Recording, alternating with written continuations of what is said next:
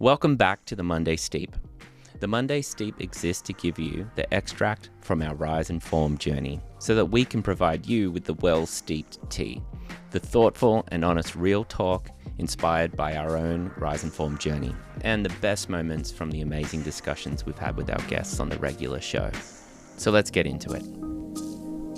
Whether you're at the beginning of a new season in life or you're seeking some fresh perspective, we all have opportunity to grow deeper in faith and purpose with the Rise and Form flagship course.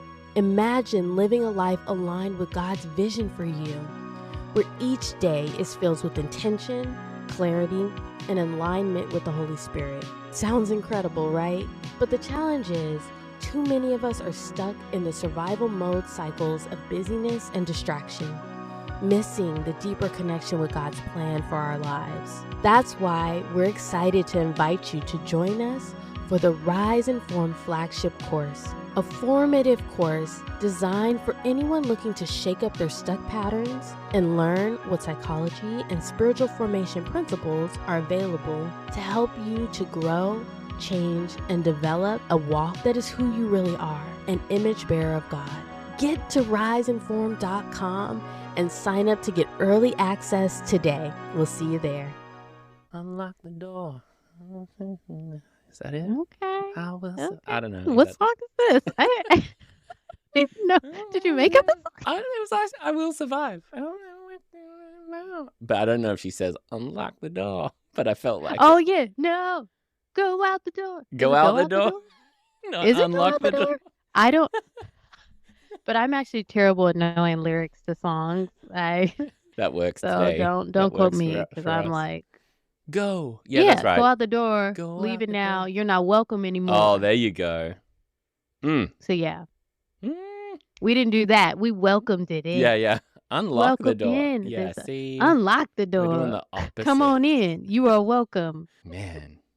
With our Rise and Form system, we've been thinking a lot on this because we're developing the course right now, and I'm primarily working on the Rise part, and you're primarily working on the Form part, even though they go hand in hand. It's sort of just divvied up that way. And I was thinking about my own mindset, and I think sometimes when we talk about mindset, it's really easy. If you Google mindset, you'll come across Carol Dweck, which is all about the growth mindset. And it's got mixed ideas to it, it's a good thought. It doesn't always work. It's just a bit of an idea of understanding that we've got to be aware of our thinking. We got to think about our own thinking, metacognition. It's not saying that you have to have a growth mindset all of the time or anything like that. But I think people go, this doesn't work. I read the Dweck book and the growth mindset doesn't work. And I'm like, sometimes, there's a lot of complexity to the mind. So I was looking at my own mindset from a bigger narrative, not just am I a positive thinker or, what's my mentality generally, but just more kind of where do my thoughts tend to go? What's my general reaction to stimuli? Meeting a new person, walking into a new room, or being faced with a challenge, or those sorts of things.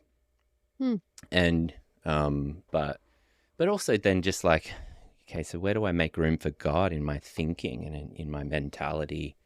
And I think I said this last week and it really resonated with me because I'm sitting with my pastor and one of my good friends, Dave, who was on the show early on, Dave Teixeira.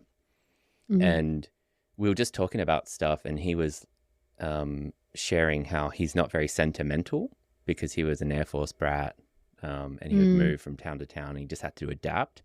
And he said adapt. And I was just struck by that word. I'm like, oh yeah, he is. He's super adaptive. Wherever he goes, he makes the most of it. And he comes in with just this optimism and this kind of confidence, do you remember that about him on the show? When he's just sort of very confident and just yeah. All right.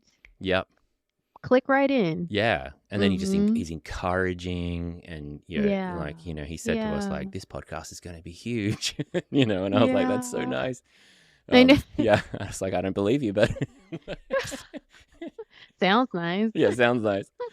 Yeah. I was like, isn't this like a dusty book that you find at the back of the library kind of podcast more than like, the front of the library? But Not the dusty book. we're not dusty. Yeah. So anyway, and just, you know me, I go on these big like haul around things and bring it home. So sorry about that. But one of the things that I've recognized about myself is I think I really resonate with the sort of like melancholy of life.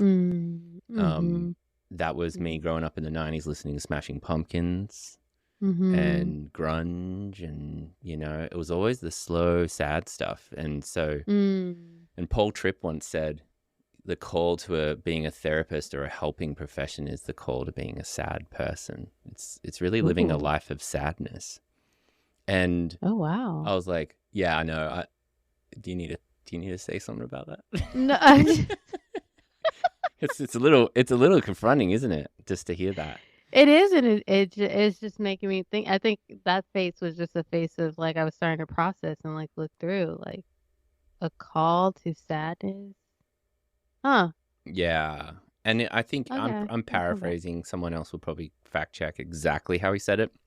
Yeah. But I think that was his sentiment, was like, Yeah. it's really like, being in the sadder places of life. And that's been a little too natural for me because I'm very sentimental, just personality wise. I look backwards a lot. And so with all of that in mind, I was like, yeah, I'm quite a backwards facing, sentimental, more in the sad, more in the negative, more in the things that are hard, and a little bit too comforted by that, like a little bit comfortable in that, like thinking that's my job, or, I have excuses for that. So this has actually been really challenging for me. It's funny because I said form when we first started and you said rise. And it's been so good. Like I really believe it's a God thing that conversation happened and both of us met, and the way that kind of all came together, because I think even just for me, I've been like, really sort of seeing that, like, that side of me, like, not to say that I don't want to be in those deep places and hard places at times, but it's like I think I'm retiring that a little, sentimental me. And I feel a little grief about it, but also a little bit of like, it's time to look up and look forward, Wow, that's huge, Abe. Yeah. What does that look like? Well, I'm going to Australia next week. And that's right. Yeah. And, did you hear what Aundrea just did, by the way, everyone? What does that look like? And then boom, just question opens everything up. It's just, you're just use it with your friends. Yes. Just modeling what it is to show curiosity. And I was planning when I was there, I'm only there for like 8 days or something total. I'm not there for long. With all the travel, it's hard. But, a few months ago, I said to my mum in a text, I was like, Mum, I kind of want to go to some of the places I used to go to as a kid because I haven't been there for so long. And there's like this park called Juniper Park that I used to walk through just like for years. Like, it was right next to the shopping center where we would get our fish and chips, and it's called Korean Glades. It's right next to my old primary school or elementary school. I used to walk through it to go to high school. And we used to just sit there as friends when we were naughty little 14-year-olds. We used to smoke cigarettes in that park. Talk to girls in that park. Like, it just has kick a football in that park. Like, it just has a lot of like memories. And I just been thinking about that park a lot, and thinking maybe I just want to go there, and see it. And I don't think that's necessarily a bad thing. But as I've been going through all of this and trying to kind of like see that, God's not there. Like, he's not in my past. He's in my future. He's in my now. And what's that going to do? It's okay. Like, it's an experience. And I would never judge anyone or knock that. Even if I might even end up doing it. But I think I'm just seeing it from a place of like, that's in the past. That's behind me now. You know? I'm not there anymore. And it's just a representation of a lot of my thinking at the moment of like, hey, we only get to go through this life once, YOLO. and we just don't have time to live there. And Yeah. and I have so much natural We love don't and, have time to live empathy there. and stuff for people who are in the past, because I know it's one of the struggles of human life, like, because it's often around things that you don't want to be the past, you want them to be now, and yeah, Yeah. It's almost like this longing or this fantasy that can happen of like, oh, remember those days? Like, oh, I yeah, just miss those days. I want to go back. yeah, What you're sharing is what you need to do for you and your mindset.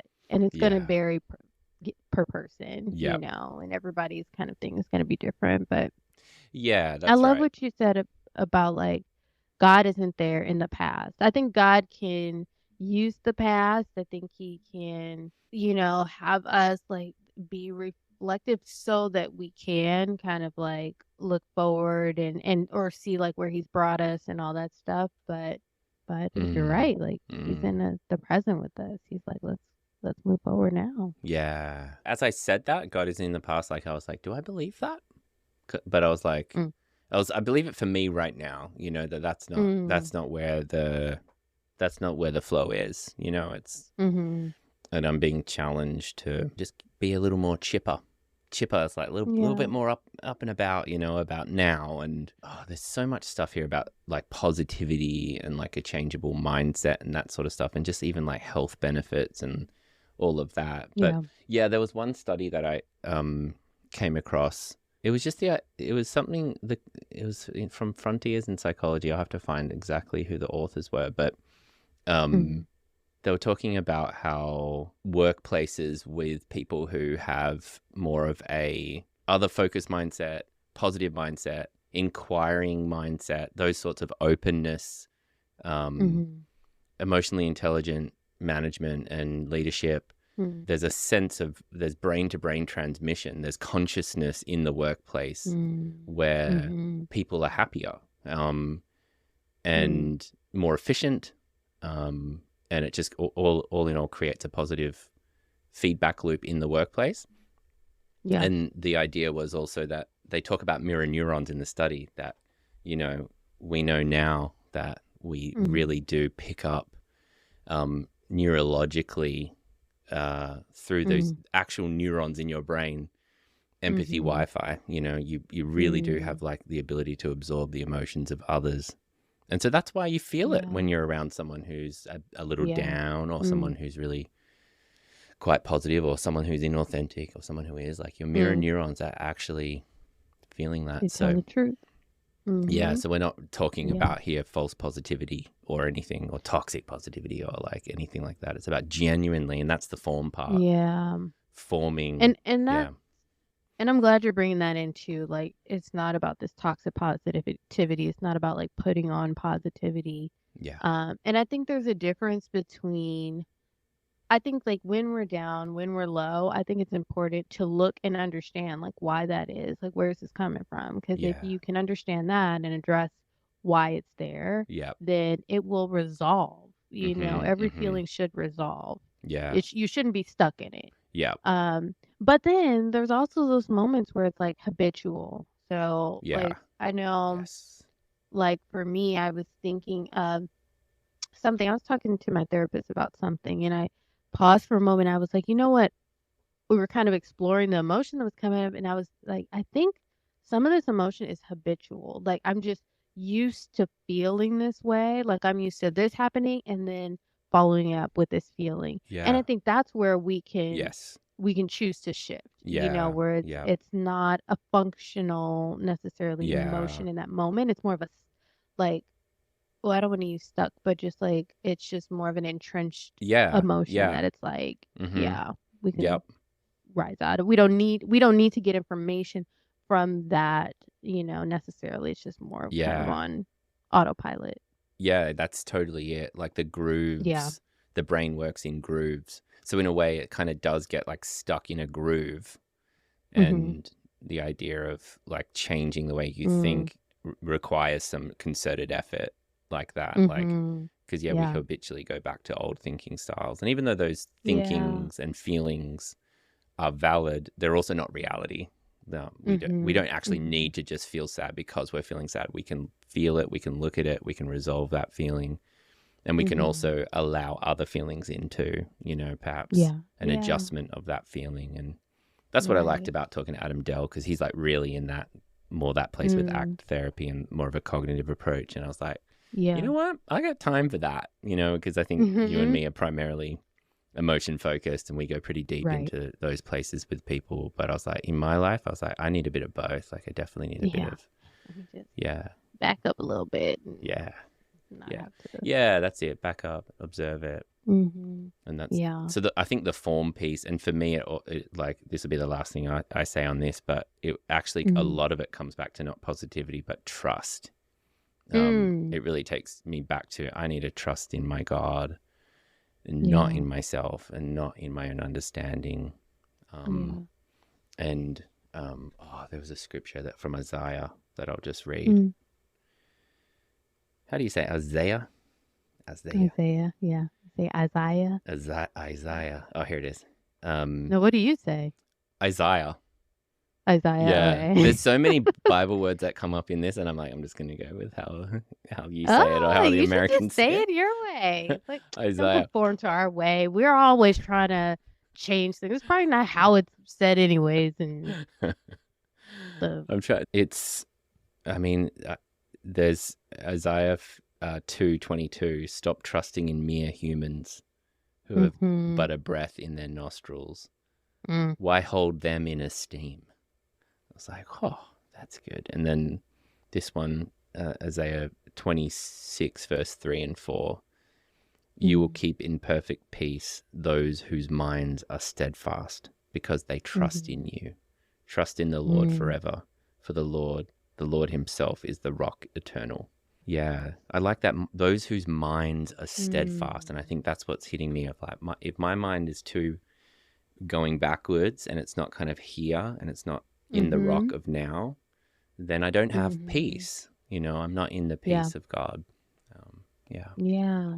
That makes me think about, I'm doing my little tour through the Psalms. Yeah. And I can't say which Psalms it is right now, but there's a lot of David talks a lot about, those that trust in the Lord will basically see his goodness, like, and this isn't about riches or like good things, but this is about like God's goodness is way more than money.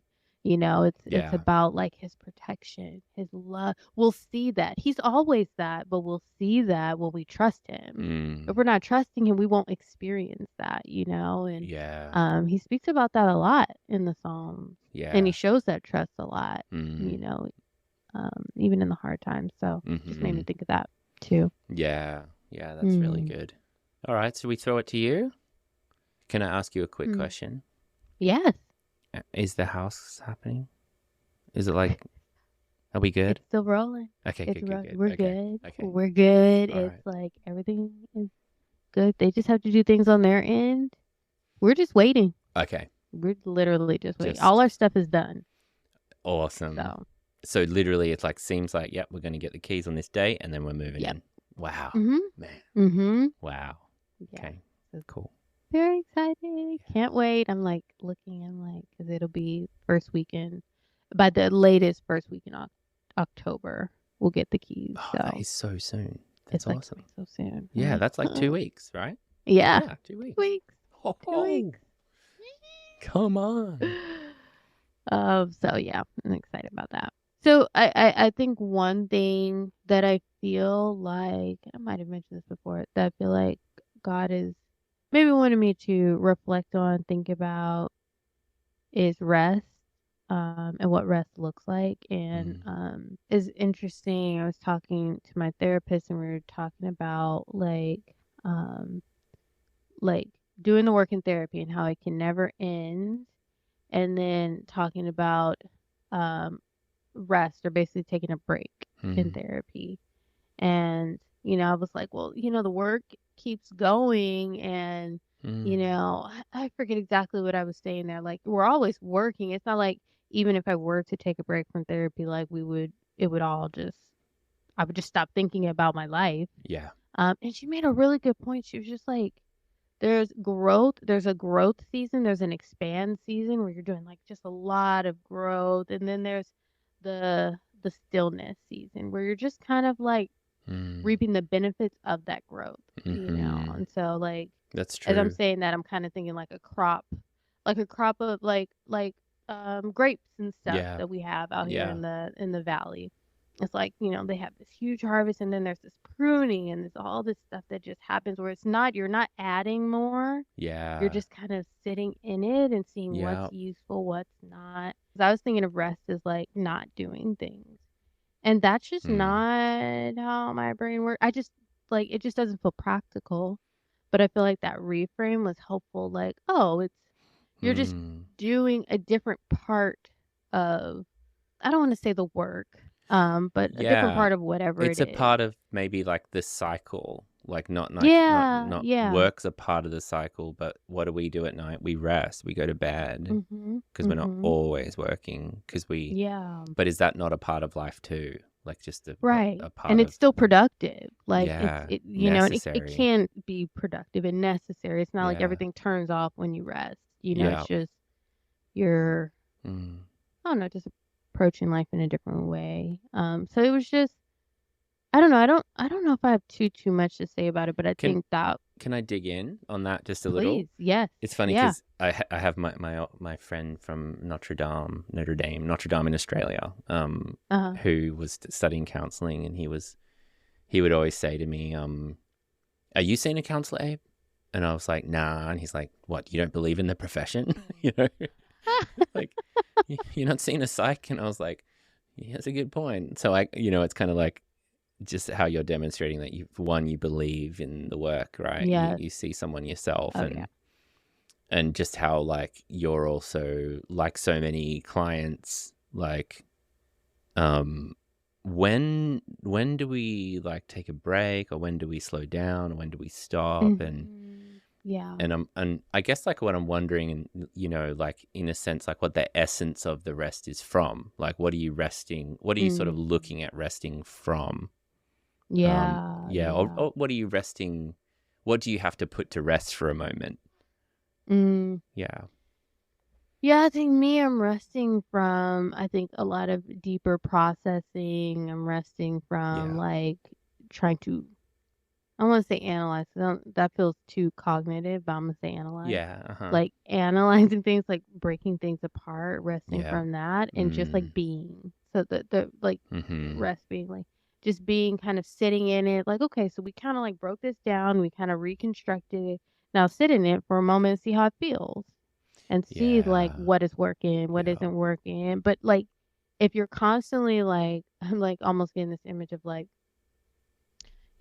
it's just like the derby cars. I don't know what they're called. I don't do it, so I don't even know why I'm faking it. But yeah. But but just this idea of like if you're constantly like rebuilding this car and you never actually sit in it to like take it for a drive, like what's the use?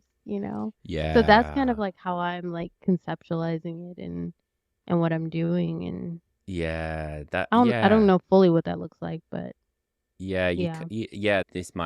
This isn't what I mean by you, but like sometimes you Mhm. have people who have read every self-help book, and they just like are just trying to optimize every area of their Mhm. life, Mhm. and Mhm. it's like, yo, like Yeah, it's just chill, just exhausting. Yeah, chill. just Yeah. just But there's something do what's underneath it, good. isn't there? Sometimes for people of like what isn't helping you to Mm. get there. Like it's not just like chill, but like what is it? Like, do you not feel that you will be okay or something if you stop? Yeah. Or Right. Do you um, not feel like you're good enough where you're at? Like, yeah, do you feel like you're only profitable or productive if you're actually doing work yeah, and being busy? And I think some of that is in my head. Like, well, you always need to be working, like yeah, just yeah. stay busy, always stay busy. I saw that growing up. Like, I think that was some of the messaging, Mm-hmm. I got growing up. It's like, just always stay busy.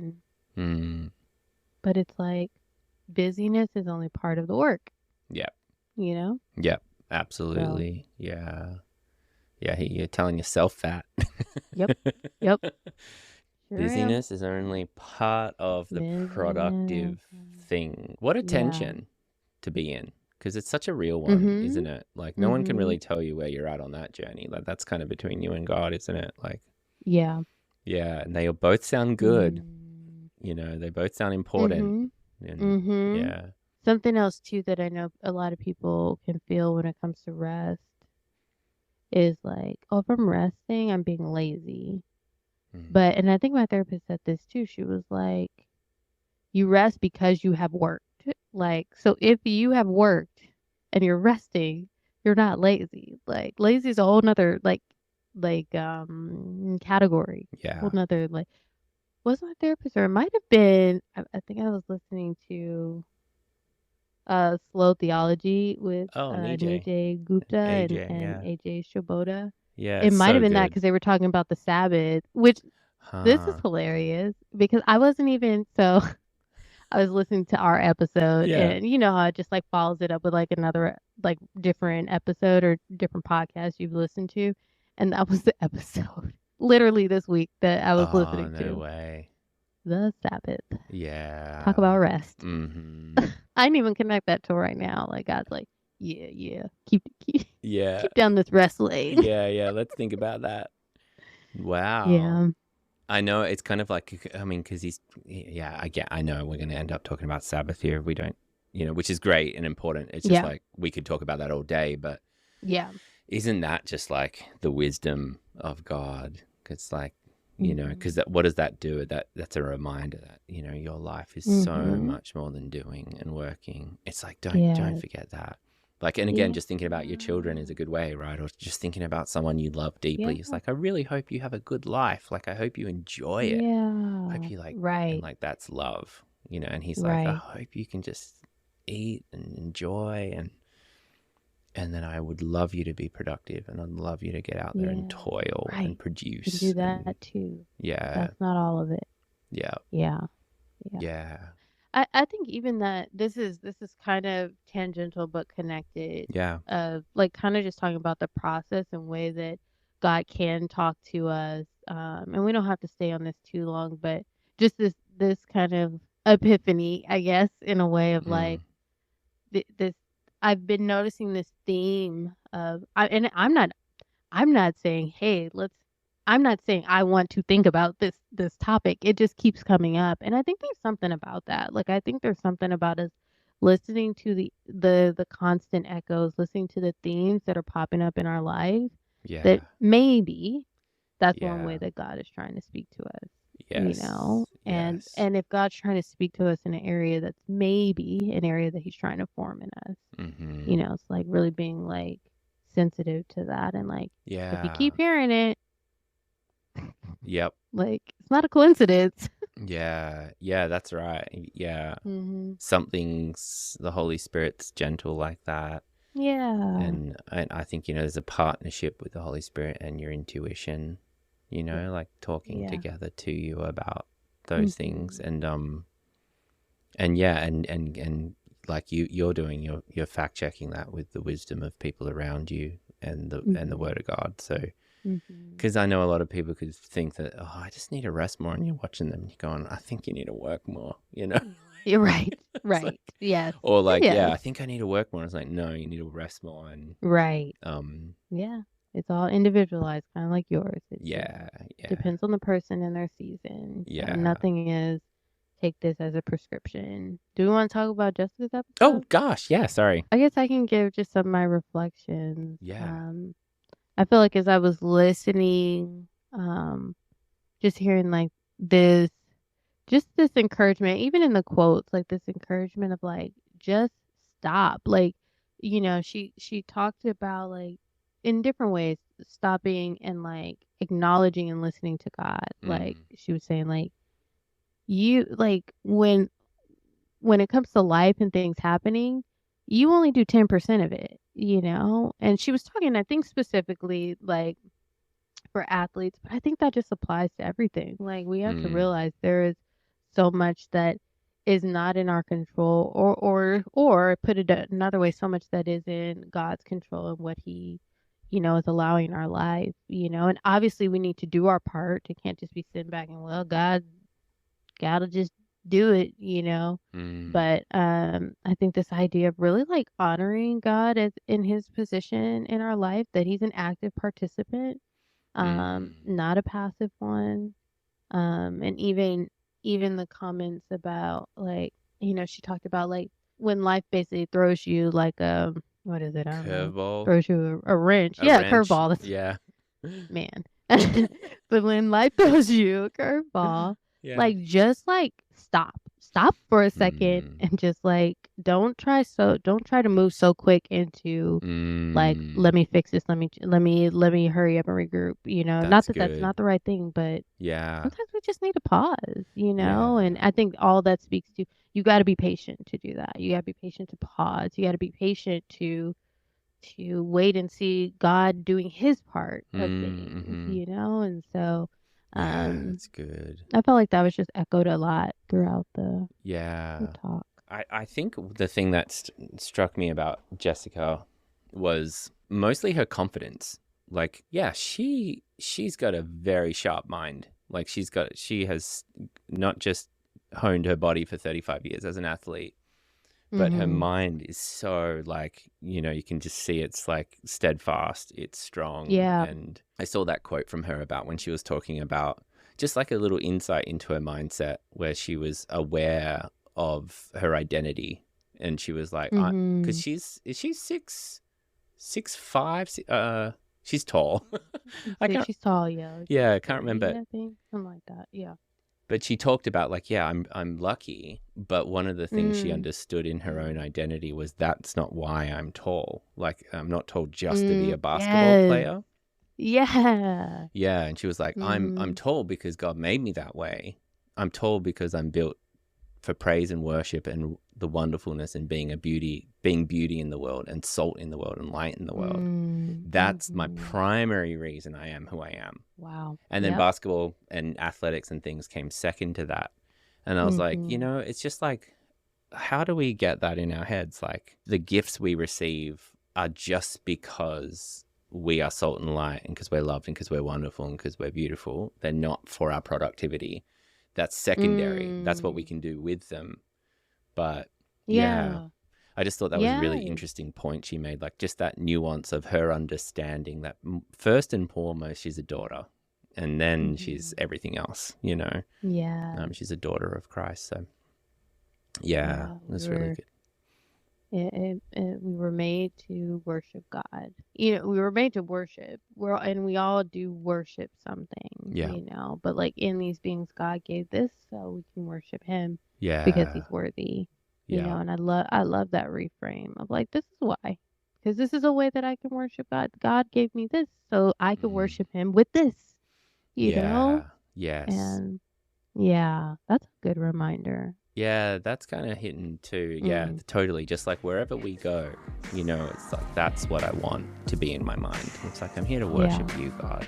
So how do I do that right now? And from that place, I'll try my best. Thanks for tuning in to the Monday Steep. If you're liking what you're hearing, please share it with your friends and follow us on our podcast app and on Instagram. We'd love to hear from you, so drop us some thoughts on the website, risingforum.com.